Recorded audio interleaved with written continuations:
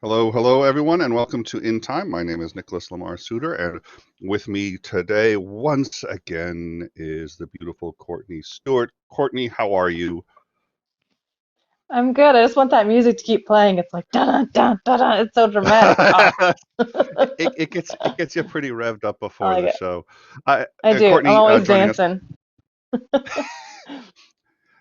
Courtney is, of course, joining us from her underground bunker hidden somewhere in the Midwest, and it looks a lot like a living room, but it's really a you know. How you been? Good. I've been quarantined, and actually, my boyfriend and I are calling each other our quarantine lately I like that. because For February we've been 14th, that would be your. yeah Yeah. yeah we've been Mhm. inseparable for Good. like the last like week and a half. So it's we're each other's quarantine. It's cute. Yeah, yeah. I think my wife stopped thinking I was cute about. I don't think she ever thought I was cute. At any rate, Oh we're yeah, but we're doing good. The kids are a little stir crazy. They're on the internet basically 24/7. I am being no, I'll be honest. I'm being a good dad and just sort of like here's the Wi-Fi password. Go knock yourself out. And board we're games, we're gonna man. we're gonna Board games. That's true. You Actually, we gotta. should. Have you ever? I don't know if you ever heard of Munchkin, but Munchkin is actually it's a great game. It's like one of those collectible card games, but it's by Steve Jackson Games. It's a collectible card game, but it's really hilarious. It's all little munchkins. You go around. You're just trying to get to the end of this dungeon, but you can go around killing each other, knocking each other out, trying to take everybody else's stuff, and it's a hilarious game. It's really everything's like puns and a so like one of the bad guys is a guy with like a spade, and he keeps putting plants into pots. And no, Mm, it's Bigfoot, and he's got a spade, he's got a pot, and he's the Harry Potter.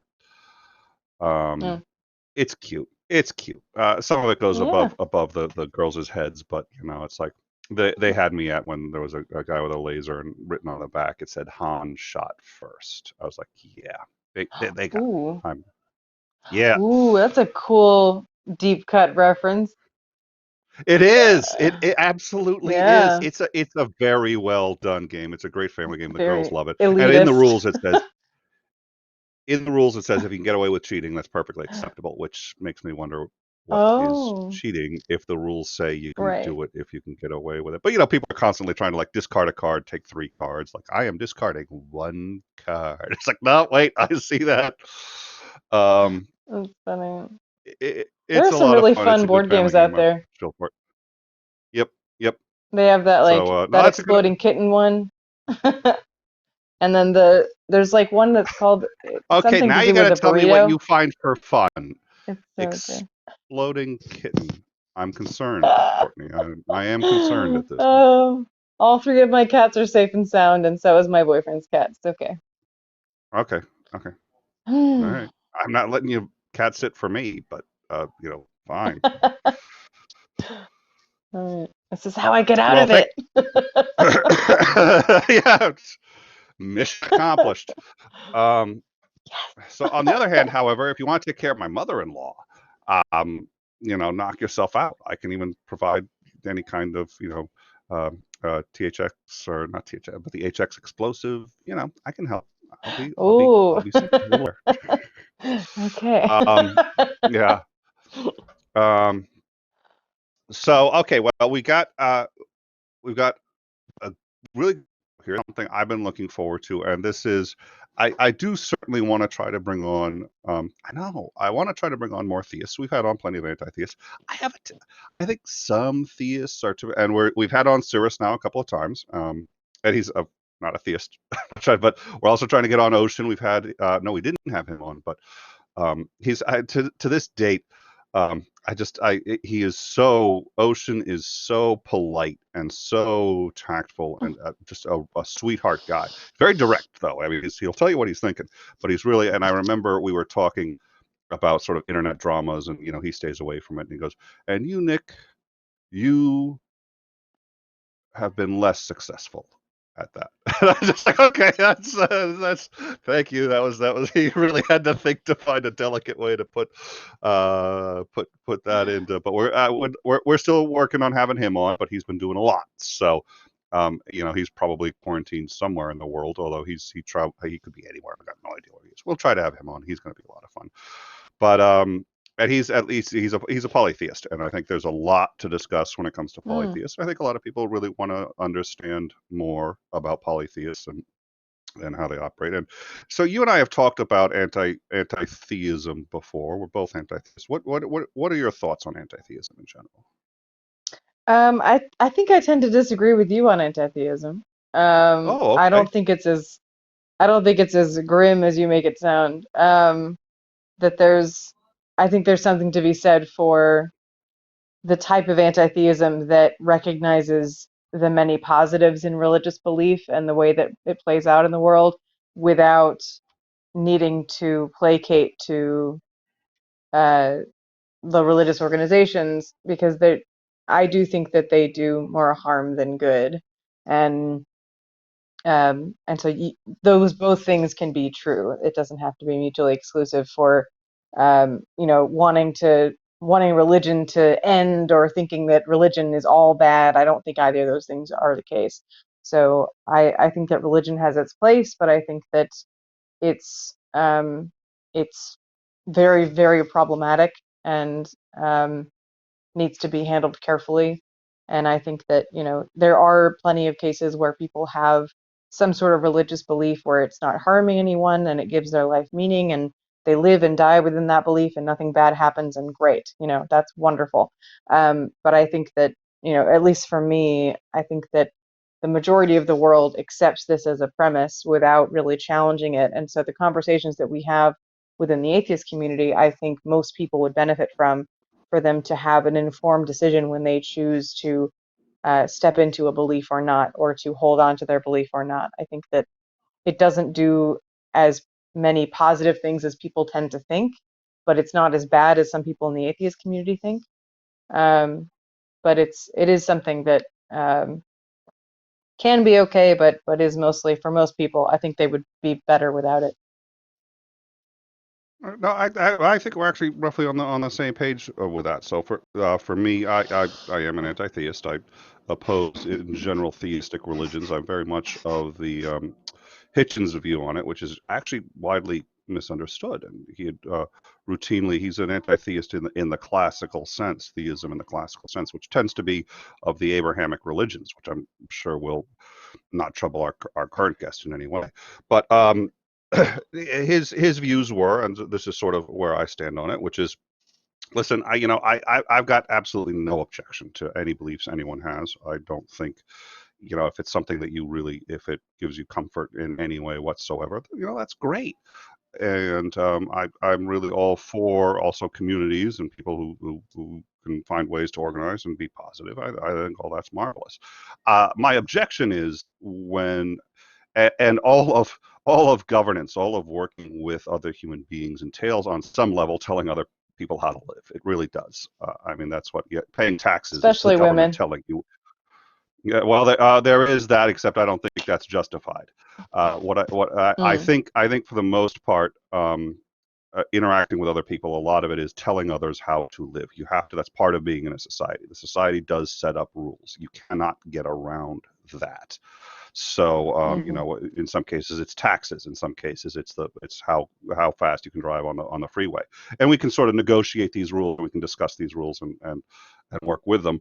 My objection to most religious organizations, and not all, but my principal objection to organized religion in general, there are some exceptions, but my principal objection is uh, the notion that there are rules that ministers can oftentimes tell you what these rules are. They will interpret for you the Bible and say, these are the rules. This is how the Bible tells us to live.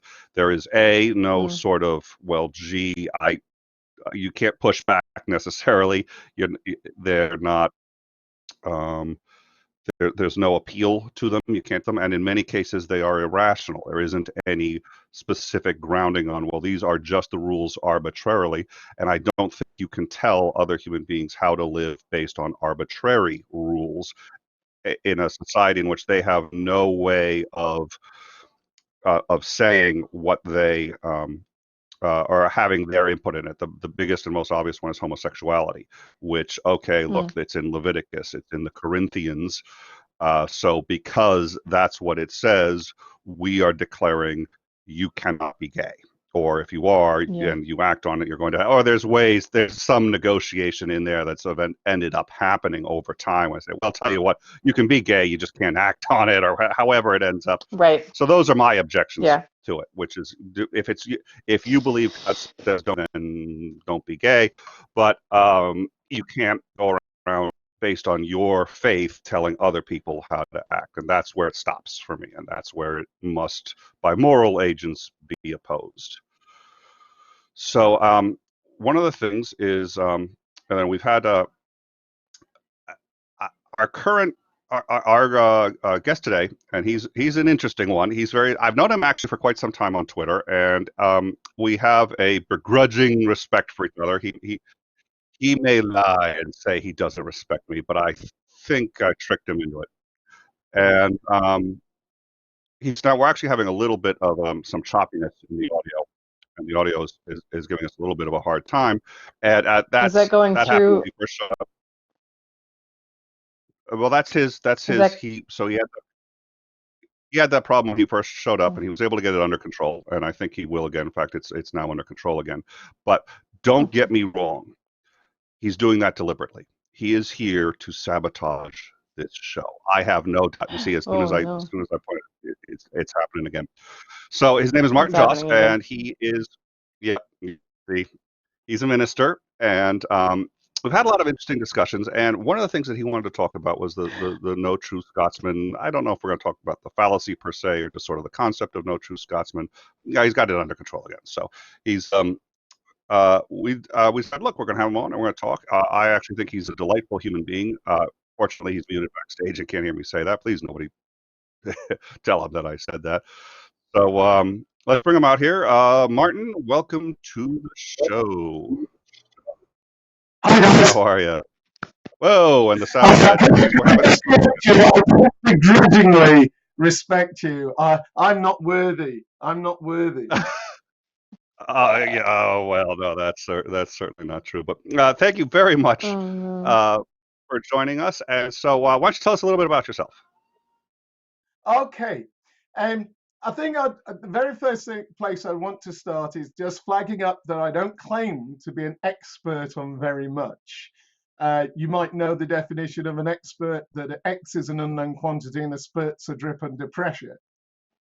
So, so, a bit about me. I'm in about 3 weeks. I turn 60. Um, I am half true Scotsman, and the other half of me is Cornish. Um, I'm married, got 2 kids and a dog. Sometimes can tell which is which. And for the last 12 years, I've been a minister in the Church of England. Currently live in a place that's got the wonderful name of Oswaldtwizzle. And Ah! it's nobody. I mean, if you see it spelt, you would not work out that's how it's called.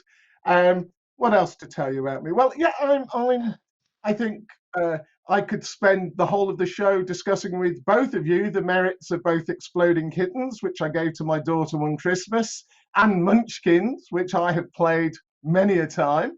And there's nothing You wrong with cheating, have. especially if it's in the rules. But yeah, I guess I would see myself as a firmly committed Christian. I became Christian at the age of 19 at university. But when you were talking about rules, Nick, I agree. And I don't see my job as trying to be the moral conscience of everybody else. I will explain to people how and what I think the Bible is saying as I understand it. Um, and if other people are interested, fine. I certainly am not in the sort of my aim in life is not to turn out carbon copies of me and my faith. God forbid. I don't know. Is that enough? Have I bored everybody yet? Um, Well, yeah. I don't know. I stopped listening when you. Sorry. No. So, what Oh, sorry, convinced you? You sorry. said at 19.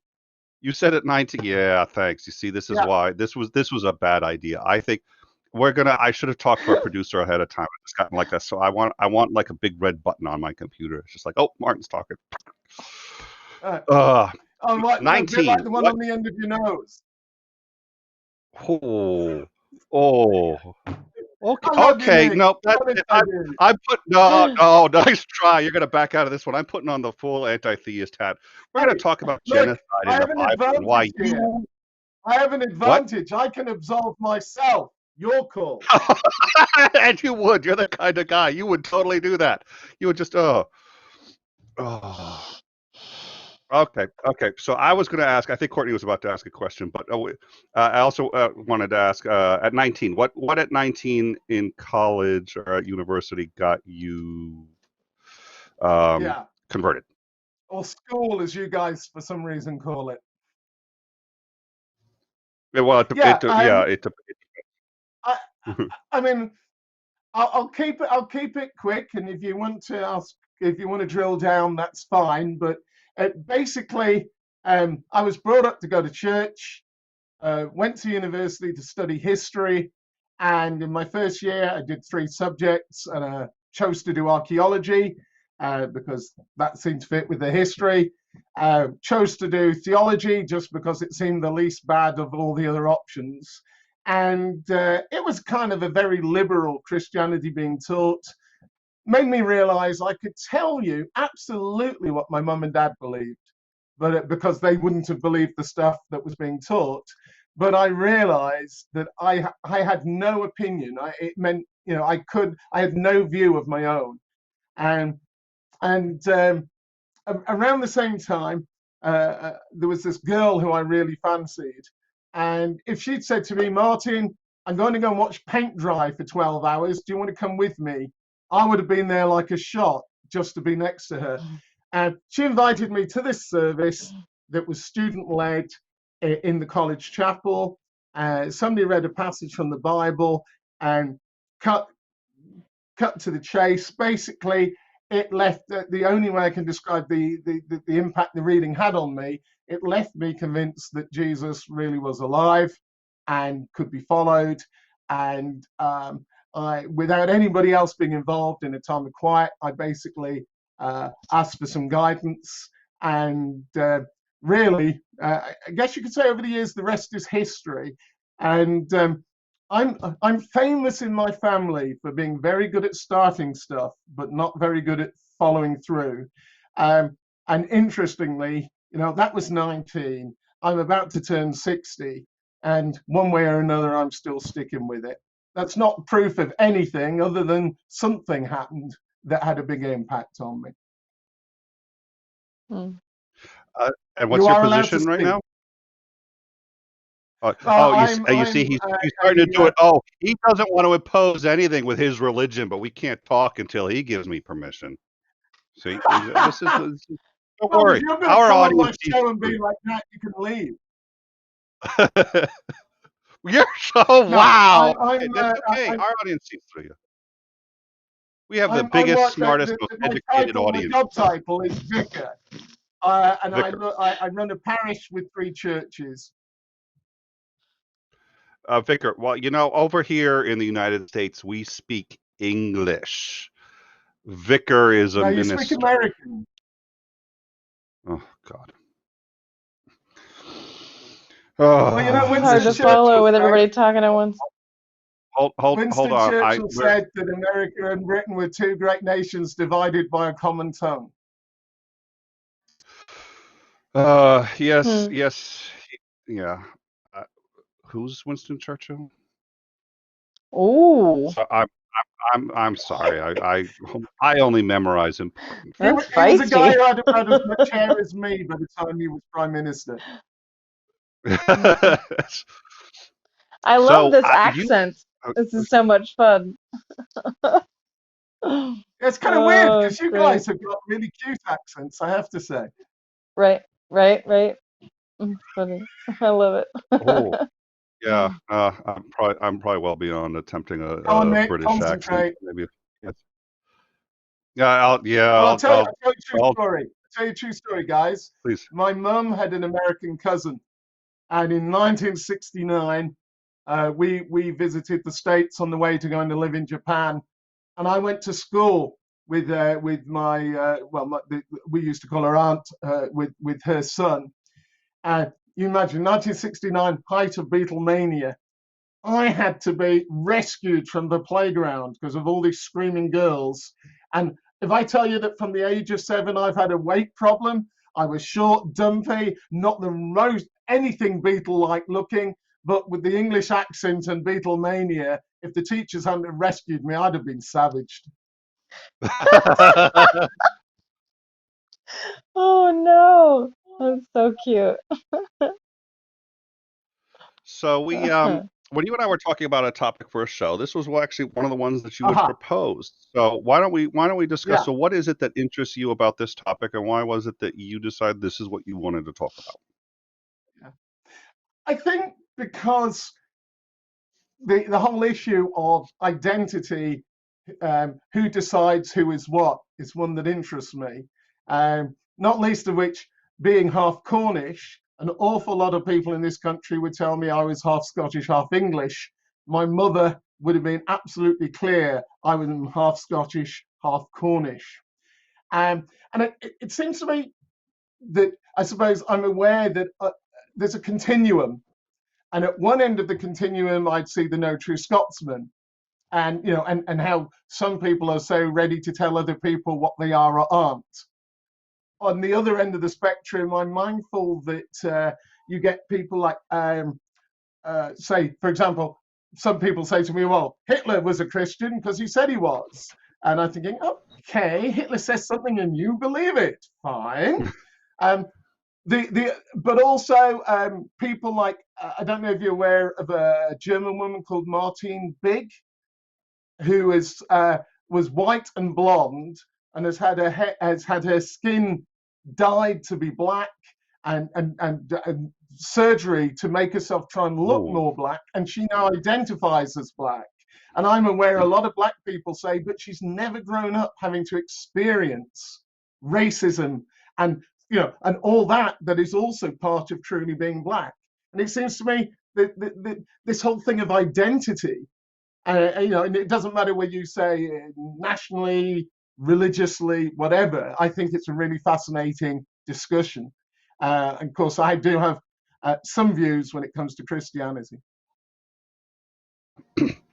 So let's start with Christianity. I think this may well broaden out, which would be, I think, spectacular onto areas outside of Christianity. But let's start there, since that's one that I think all of us have some thoughts on right off the Sure. bat. So in your view, what would make a Christian, if you think that that's something that you can sort of codify and think about? Yeah, I mean, I suppose I recognize that within Christianity, that again, I mean, I suppose it says something about me. I'm often a very much a middle way man. I'm aware that at one end of a spectrum, you get those who, unless you agree absolutely with every bit of minutiae over doctrine, unless you agree with them, you're not properly Christian. On the other end of the scale, I know some people who cast the net so wide that they would regard you as Christian even if you wouldn't. And again, that kind of seems a bit weird to me. And I guess there are two aspects, I think. One is that faith and action need to try and marry up as close as possible, recognizing that none of us are 100% consistent in how we behave compared to what we say we believe. But also, I think there's now recognizing that I know all the arguments against trusting the historic creeds of the church, but if I'm allowed the liberty at this point of saying that, I come at them as a traditional Christian, but it seems to me they're very broad, and I think the early church was trying to find a way of saying what is really at the heart of our faith to believe.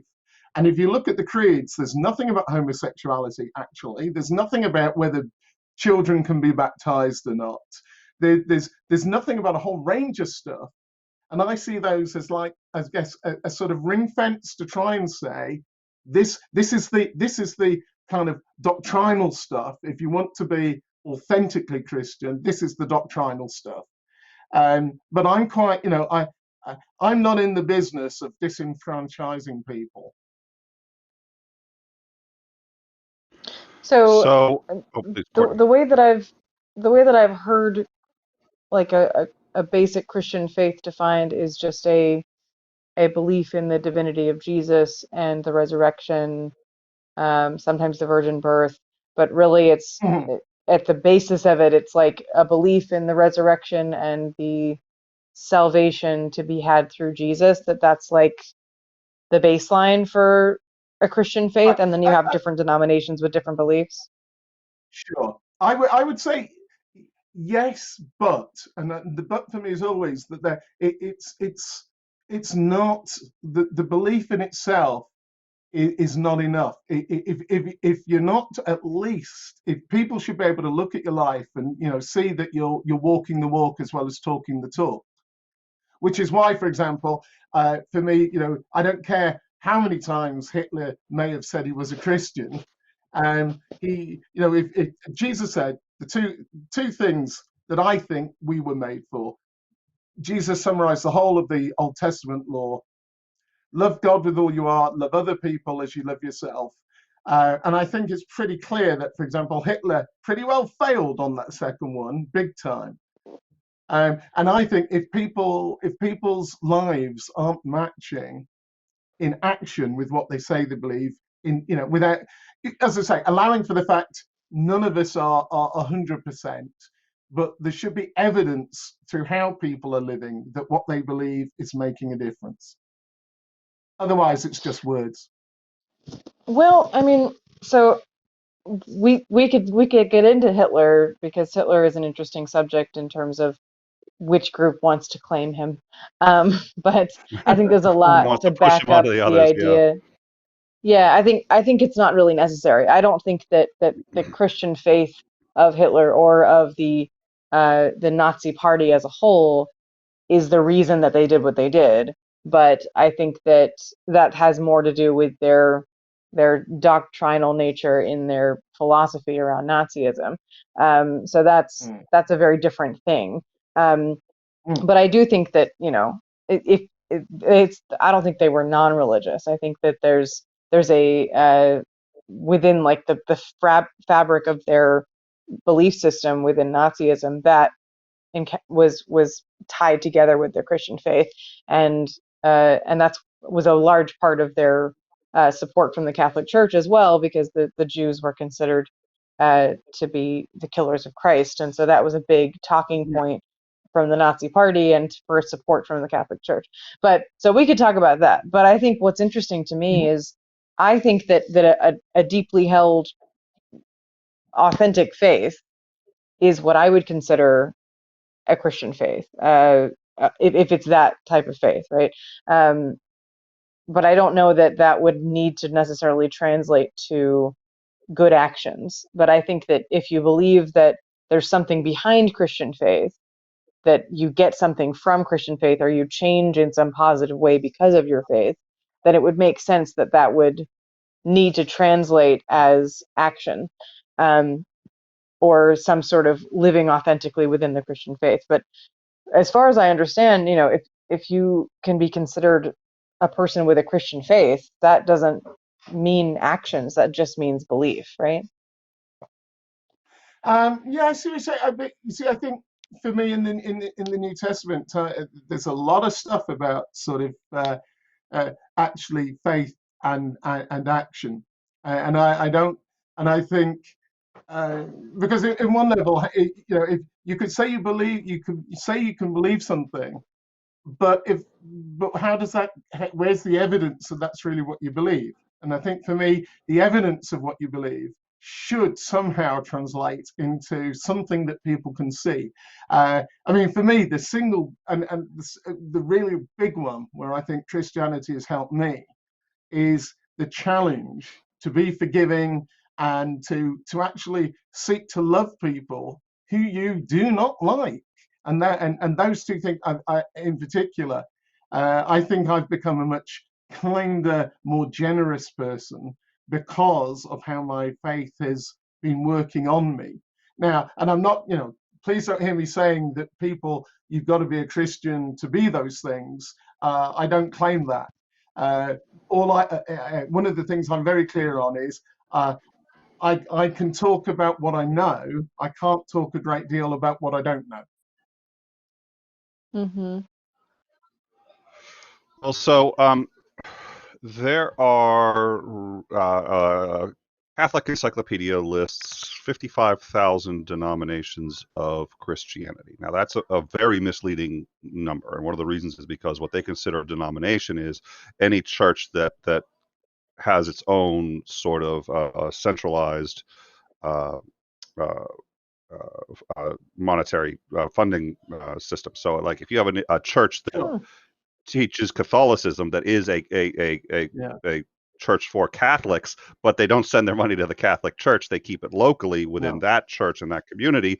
They're considered their own denomination. So the 55,000 denominations is And you can not have a correct. denomination of one church. Yeah, and you have a lot of denominations of one church. Yeah. But some of them Mm. also include, like, the Westboro Baptist Church, which is its own denomination. It really is. Uh-huh. But Let's not go there. yeah, well, we're going there, just not quite in the because because I Hashtag think not in my they name. Yeah, I'd be curious what you think about that. Yeah, so I hope we're getting into that because yeah, that's an interesting yes. Well, topic from what you're saying. I Yeah, I well, mean, for I'd like example, to. So, oh, go ahead, Nick. well, okay. So there's the number that some people use is 55,000. That is not an accurate number. That's the number in the Catholic Encyclopedia. The number of what we would normally consider, and I use the term mutually excommunicative. Some people don't like that term, but what I mean by that is where if you're a member of that church, you are not recognized as a member of another church. So in that, there's about 3,000 sects. There's 3,000 mutually excommunicative sects. It goes from the biggest and most common one is the Catholic Church, who basically says if you are not a Catholic, there's no salvation outside of that church, and most of them tend I'm to not an believe authentic priest officially according to the Catholic Church. yes. So we've got this a wide range of, and they're all committing. That's 3,000. It's funny because when they talk to atheists and anti-theists, they're all Christian. They all there's 2 billion Christians and yada, and then talking to each other, it's like you're not saved, and you're not saved, and you're not saved. And the funny thing is, most of them, I mean, most Catholics think that most other Catholics aren't saved either, because they're sitting there going like, "Ooh, he's not really a Catholic because he's not doing this part right. He's not part." Okay, I So thought that's Right. interesting. I would have thought most Catholics were actually feeling really guilty and thinking everybody else was truly Christian, but not them.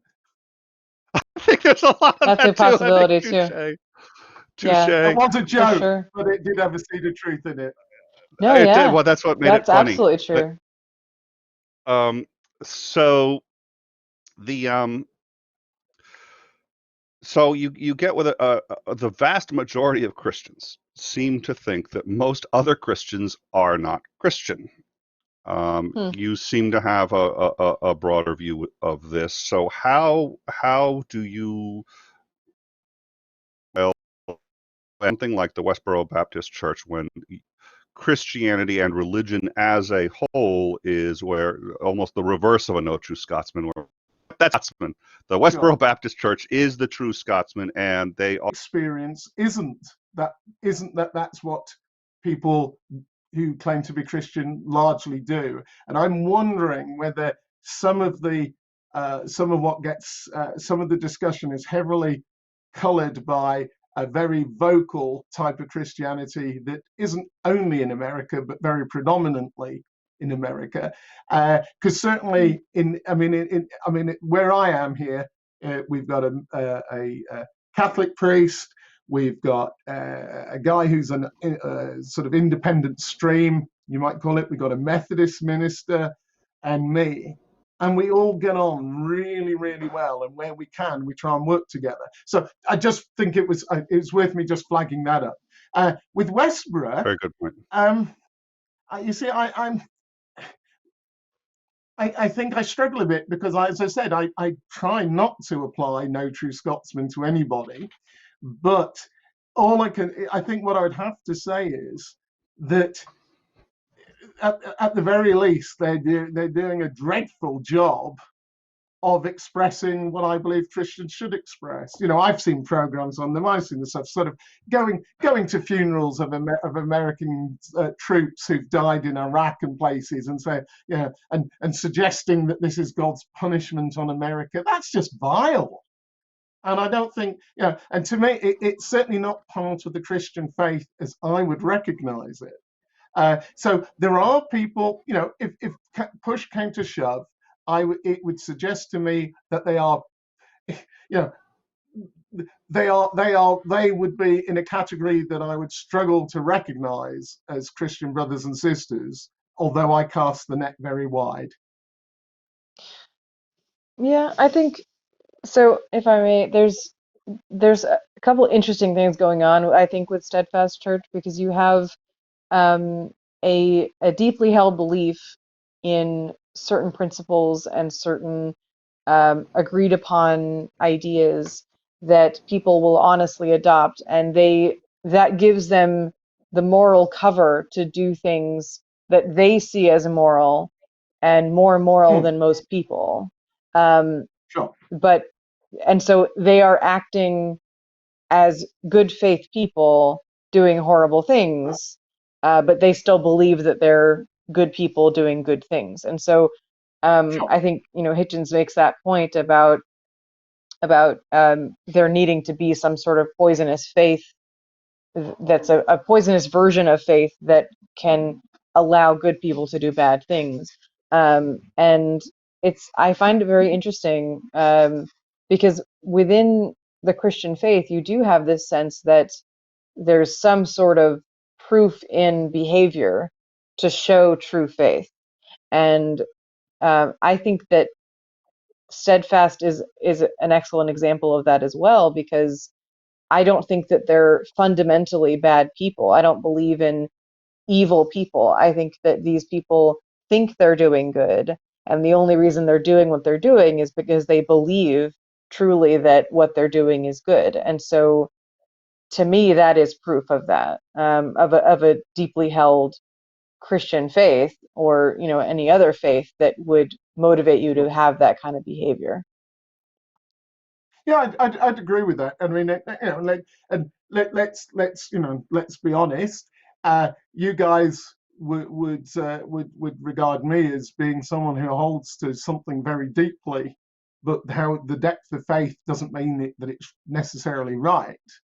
And I know, and I think part of the I think mutual respect and recognition, I think, between me and Nick is that we both recognise that we come from a place where we hold very deeply held views, but we can recognise that the other one still has a right to exist. Mm-hmm.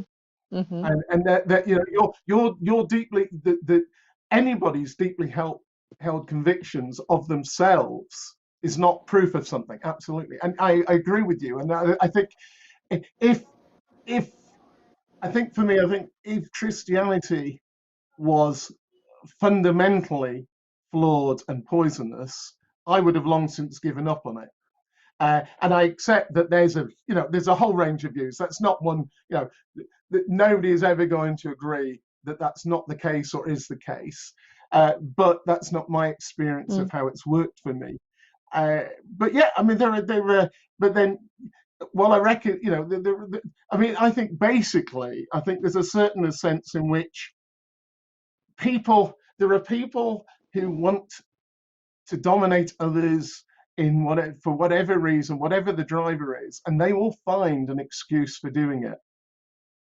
And I mean, I don't know if you know that. I mean, for example, in Northern Ireland, the what we call the Troubles, at a surface you could say it was Protestant versus Catholic, but actually, I think most historians, and I studied history at university, would say basically the Catholics were the original inhabitants of Northern Ireland, and the Protestants were the Scottish immigrants that particularly Elizabeth I brought in.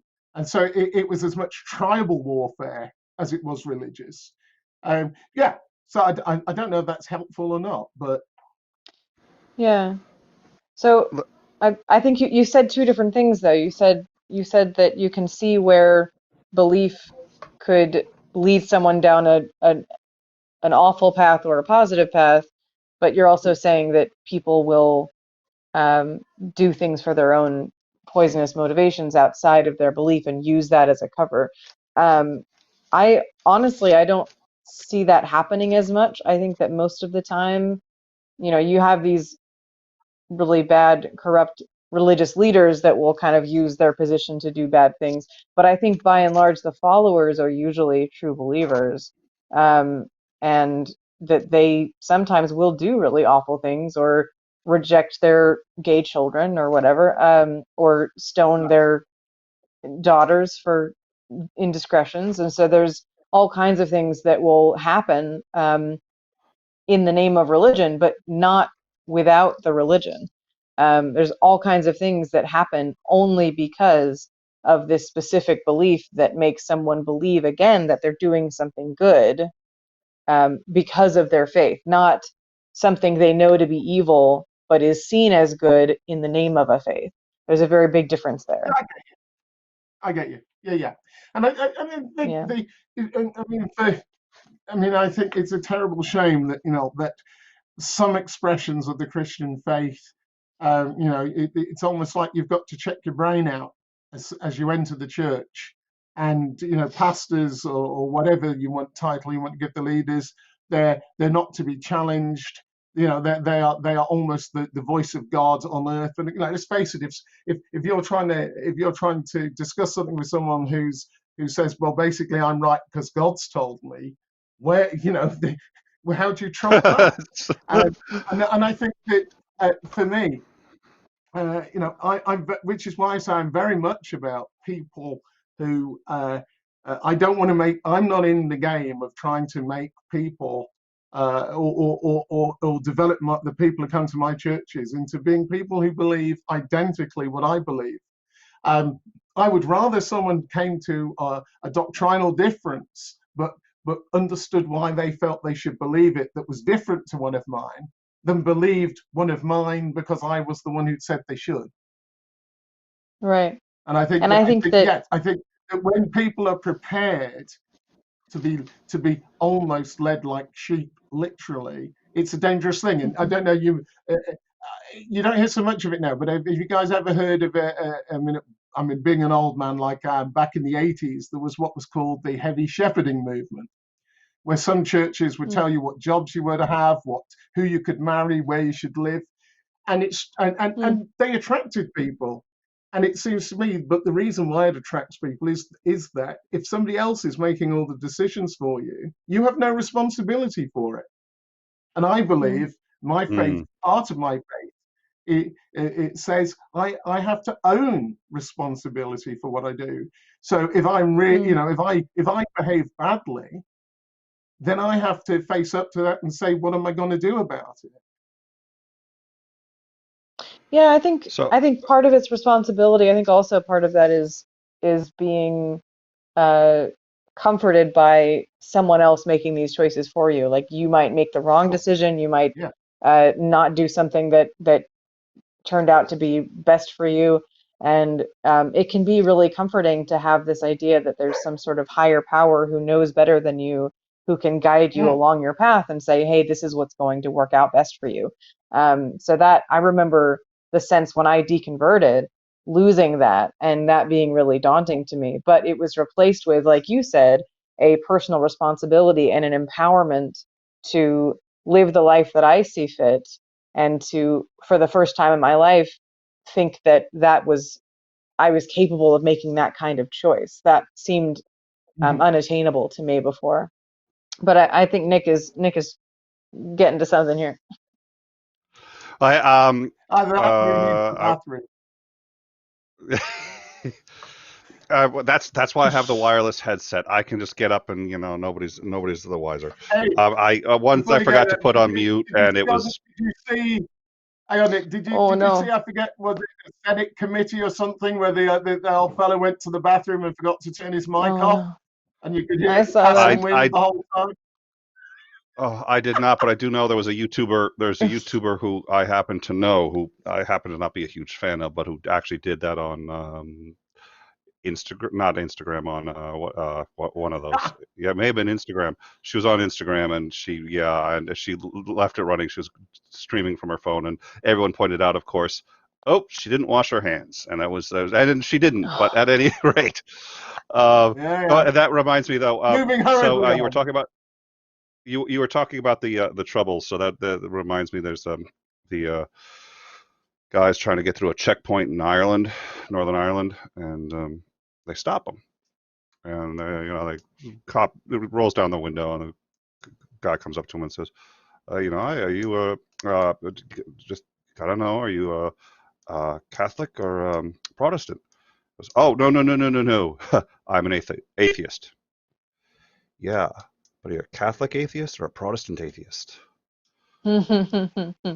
Yep. Yeah. You have to know the area to get that one. But I mean, um, that kind of reminds me that I think one of the things I do find in interacting with a lot of atheists on Twitter is that actually I would want to say that one of the things we have in common is neither of us believe in the God they're talking about.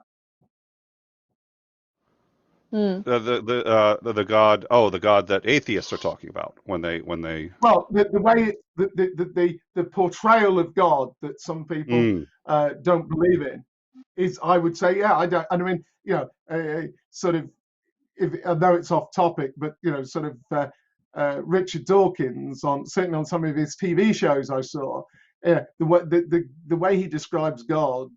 I think I would be saying he sets up an Aunt Sally and then knocks it down, and I'd be saying, yeah, but that's not the way you're talking about God isn't a way I would have identified with God anyway. But it's off topic, so hey. not necessarily off topic, because I do think that, and this gets into sort of what Courtney had said. I think this ties it all nicely, because I think one of the things is that I do think there is a percentage of people who find religion useful, and they don't necessarily believe it, but they find it useful. They find it useful because Mhm. they feel it empowers them to tell others how to, and I think Sure. I think it is easy for atheists and anti-theists to see that as the majority of religious believers, even though that's not necessarily true.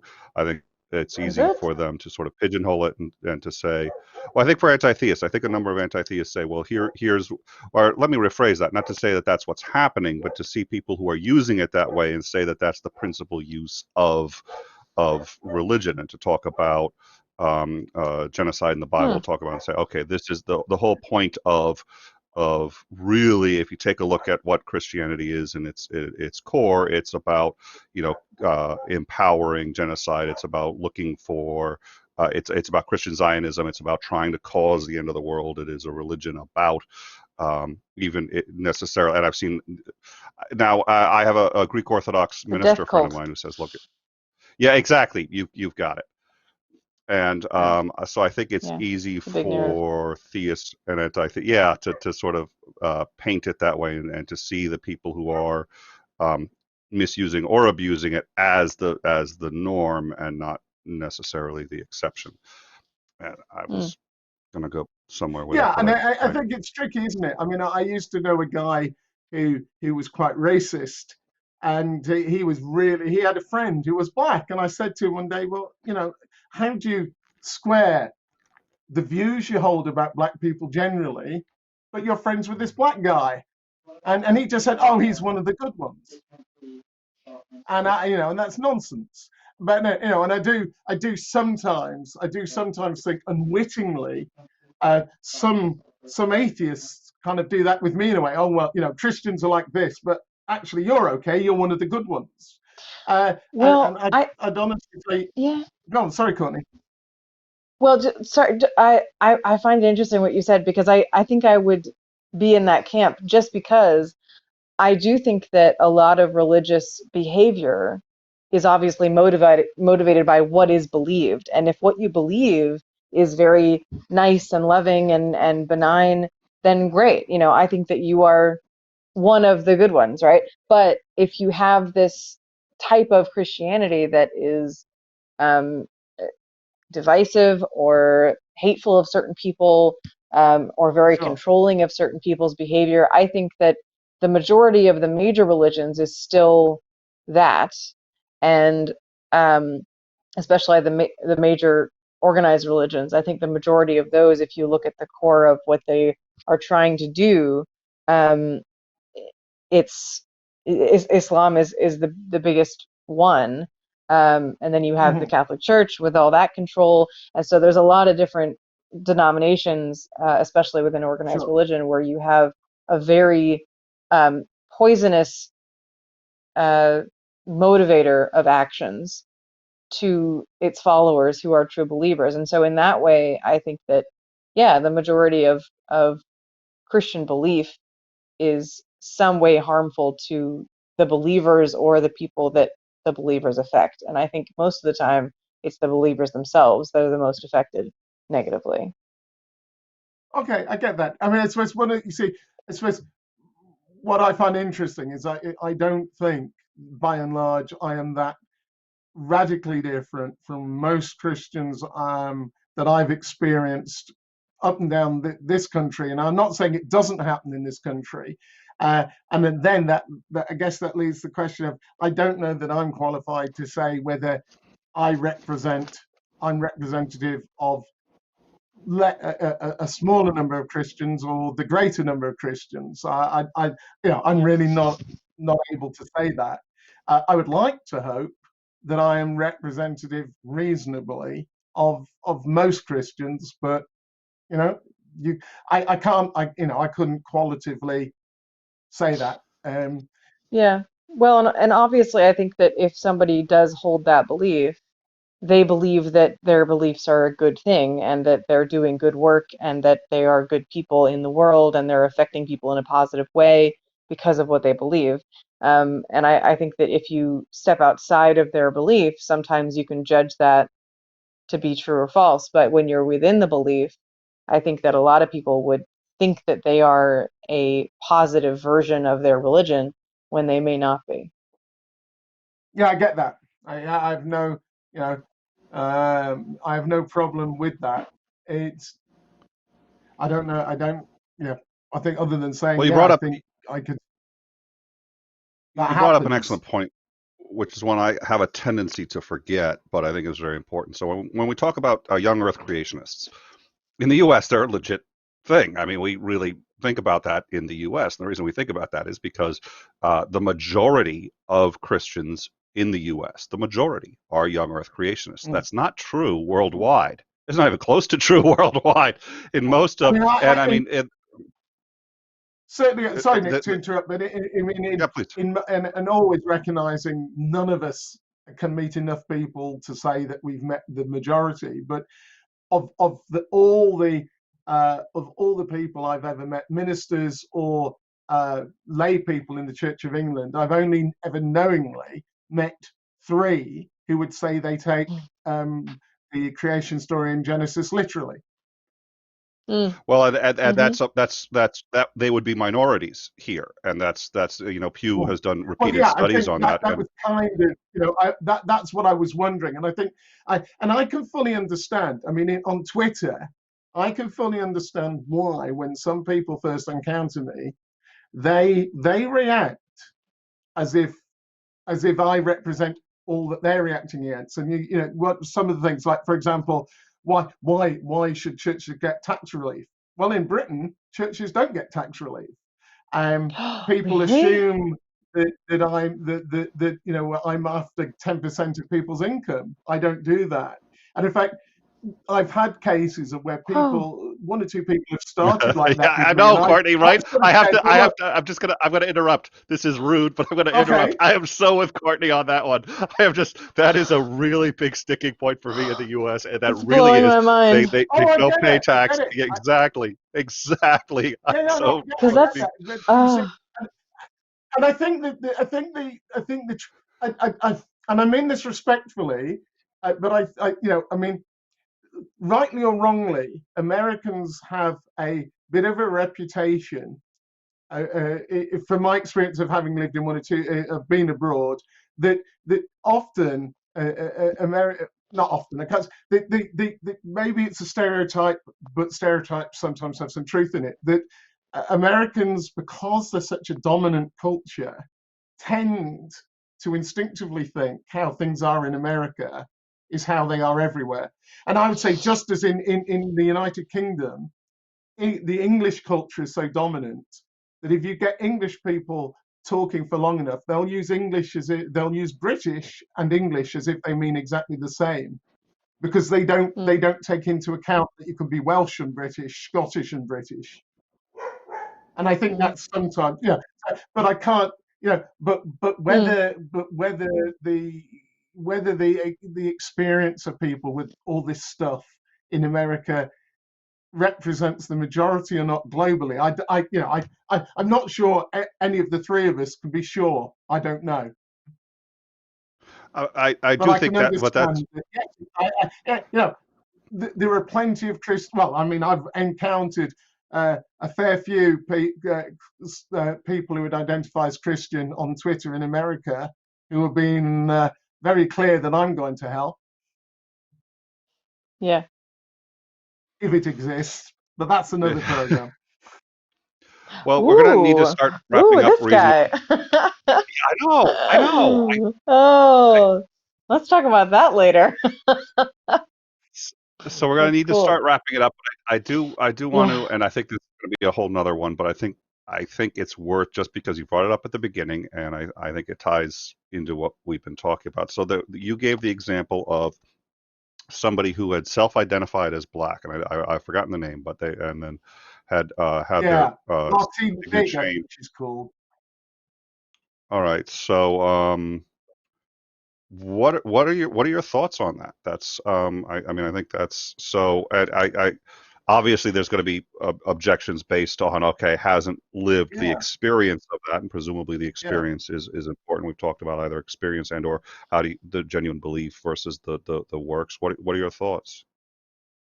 Um, Well, I once, I mean, I was in the interesting position once of hearing um, Richard Dawkins debating with an Anglican priest over some research Dawkins' organisation had done around the British census. And what I found was really interesting. I never thought that I would find myself siding with Richard Dawkins on very much, but he had done some research on those who identify as Christian in the census in this country. And they had some range of questions which seemed reasonably good to me about things you might expect someone who was actively Christian to know, like the name of the first book in the Bible, the name of the four Gospels, maybe the last book in the Bible, stuff like that. And they, not surprisingly to me, and I think most Church of England ministers, identified that an awful lot of people who identified as Christian couldn't answer those. And Mm, this other priest had said, but who was speaking to Dawkins said, who are you to tell people that they're not something if they say they are? And mm-hmm. when I heard that, I thought, well, that's bonkers, because suppose I wake up one day and I decide I'm desperate to be Jamaican. No amount of me going around telling people that I'm Jamaican will make it true. And I think that's the one thing. And I don't know the answer, but I get the no true Scotsman is a very valid argument, but I'm not, I am not convinced that therefore the answer is that somebody is always should be taken as being what they self-identify as, because that seems to me just as problematic at the other end of Yeah. the thing. It, And I'm not sure there is an answer. And I think for me, this is yeah. partly why words and actions for a Christian At least if someone is, seemingly trying to live out the belief, you've got some ground for saying, well, there's something there. Well, I think I would want to be careful about how easy it is to shift that metaphor into gender with transgender kind of identifications. Yeah. So I think there's a big difference um, between those two things, and transgender being something that needs to be taken very seriously of Oh, someone I take it seriously. identifying, yeah, identifying within themselves as a gender that's different from their birth, and that is legitimate. And so, I think we would agree on that. But I just would want to be careful of um, that kind of rhetoric, because it can be applied to something like, well, I'm never going to have have been born in England, right? I'm born here, and that's always going to be true. Like, the facts are facts and things are real, but there is something to be said for um, the ease that metaphor could be shifted into gender and used as an No, I argument get against you. it. I So get you. that's No, all. I certainly wouldn't want it used that way. I think where I get to on these things, though, is to actually sort of say, like with so much of life, it's complicated, and quite how you decide, who decides what is valid as an identification is a minefield. Mm, But I'm All certainly right. no, and I agree with you that the trouble is with these things. I think so often human beings like simple, not complicated, and therein lies the danger. yeah. All right, and I think that is actually a marvelous place to end it. So, Hmm. Martin, thank you very much for coming on. We finally got it done. It wasn't I wanted to like ambush you, and I had all these really sneaky questions. I didn't get to it this time, but next time I will totally give you Well, the anti-theist one Nick, two let me trap. tell you, my 22-year-old daughter has said to me, "Are you sure you know what you're doing, Dad? You're not being set up, are you?" And sadly, I had to vouch for you, Nick. I'm sure it was. I'm sure it was disappointing, Martin. Thank you, but yeah, no, I think in this one particular, it's as much as trust me. I trust her instinct to assume you never know what you're talking about. But at any rate, thank you very much for coming on, and we look That's forward all to having right. you back. Now, we wanted to have you on Stitch. Yeah, you and Mikey are going to get along really well. He's does the lighter side. Criminally insane as well, is he? Yes, sir. Very. Oh, absolutely. He stole my office. I'm not kidding. He stole my office. The first show we did, I was his guest Yeah, I, on his I show. picked up on all this. Yeah, you saw it. Okay, Hmm. yeah, it's my there's my Yeah, office yeah. going back from me, and I was like, oh. So he's not. He do not trust him. You two will get along. Uh, I'm just So surprised. He's clearly a man of not much taste. Uh, I didn't think there was much yeah, no, about your office that was worth stealing. you're the one who's oh. got the. Wait a minute, you've got like the copy machine there. The this, I've got like an Egyptian something that I'm sure means something somewhere, buddy, and is like maybe healing, and it's I don't know. But at any rate, uh, we were going to have you on there this week, but we're gonna have to postpone that. Hopefully next week we can do that. It's a Okay. shame too because he tries to do a lighter show, and it's a show. He does whatever we've been doing, covers a lot of what we've been doing throughout the whole. And a little hard for him to find light stuff to talk about and have a time with. Sure. I think he'd love to have you Mm. on, so I think we'll schedule that probably for next Sure. week. But in the meantime, uh, I think let's see. I think we have the deconversion of Jim Majors next week, which should be a lot of fun. Jim Majors, former head of he was also a minister, which is something that most people do not know. And we will have him on and discuss. Uh, he's also an expert in biblical prophecy, which I find very interesting, and he scared the living daylights out of all of us here when that Donald Trump is in fact the Antichrist. He is Madison Avenue. I am not kidding. And that was I was almost yeah. And but at any rate, thank you all for joining us. we we'll be doing. Let's see. Well, we won't be doing the news wrap up tonight. We're going to be not on weekends unless there's something big, which who knows. Another hang. We'll put it on the calendar. We'll let it know. But version of Jim Majors a week from today. Martin, thank you again. Courtney, good to see you. Okay. And everyone, take care of yourselves, and we look forward to seeing you guys soon. Thank you.